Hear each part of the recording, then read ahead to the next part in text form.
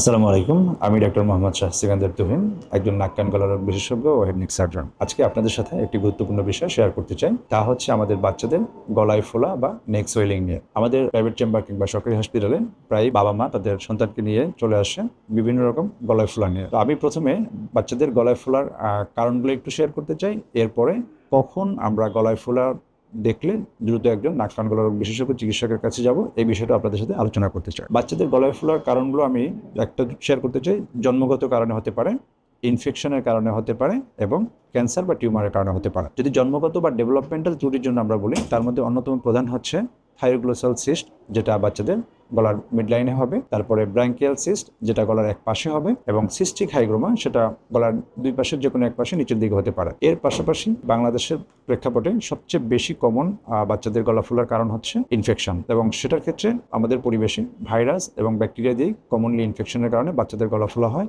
তার মধ্যে অন্যতম প্রধান হচ্ছে বাচ্চাদের বারবার টনসিল ইনফেকশন হওয়া। টনসিল ইনফেকশন হলে আমাদের বাচ্চারা প্রায় গলা ফোলা নিয়ে আমাদের কাছে চলে আসে। এর পাশাপাশি আরেকটাও হতে পারে, যেটা টিউবারকুলোসিস বা টিবির মাধ্যমে ইনফেকশন হওয়ার কারণে বাচ্চাদের গলা ফোলা হতে পারে। এটা ছাড়া এবার আসি ক্যান্সার বা টিউমারের কারণে গলায় ফোলা।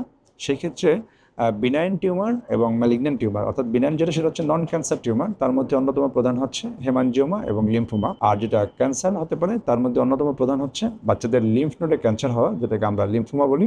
এর পাশাপাশি লিউকোমিয়া, এবং আরেকটা খুব কমন না, যেটা হচ্ছে শরীরের অন্য অন্য জায়গায় ক্যান্সার হওয়ার কারণে যদি সেটা লিম্ফ নোডে ছড়ায়, তাহলে সেখানেও আপনার বাচ্চাদের গলায় ফোলা আসতে পারে। এখন আপনাদের সাথে শেয়ার করতে চাই কখন বাচ্চাদের গলায় ফোলা দেখলে দ্রুত আপনার নাক কান গলা বিশেষজ্ঞ চিকিৎসকের শরণাপন্ন হতে হবে। এর কারণ হচ্ছে অনেক সময় বাচ্চাদের গলার দুই পাশে ছোট ছোট ফোলা থাকে, যেটা সাধারণ এবং এটার কারণে কোনো দুশ্চিন্তা করতে হবে না। কিন্তু গলার ফোলা যদি বাচ্চার খুব দ্রুত বড় হয়, সেটাকে আমরা এভাবে বলতে চাই, 1 সপ্তাহ বা 2 সপ্তাহের মাঝে যদি বাচ্চার গলার ফোলার সাইজ ডাবল হয়ে যায়, অথবা বাচ্চার গলার ফোলাটা শক্ত এবং সেটা আমাদের গলার যে পাশে হয়েছে সেখানে ফিক্সড হয়ে আছে, অথবা গলার ফোলাতে কোনো ধরনের পুঁজ তৈরি হয়েছে এবং সেখান থেকে পুঁজ বের হওয়া। এর পাশাপাশি যদি বাচ্চার গলা ফোলার কারণে বাচ্চার খেতে অসুবিধা হওয়া, শ্বাস নিতে অসুবিধা হওয়া, কথা বলতে অসুবিধা হয়, তাহলে কোনো ধরনের কালক্ষেপণ না করে আপনার নিকটস্থ নাক কান গলা বিশেষজ্ঞ চিকিৎসকের পরামর্শ নিতে হবে।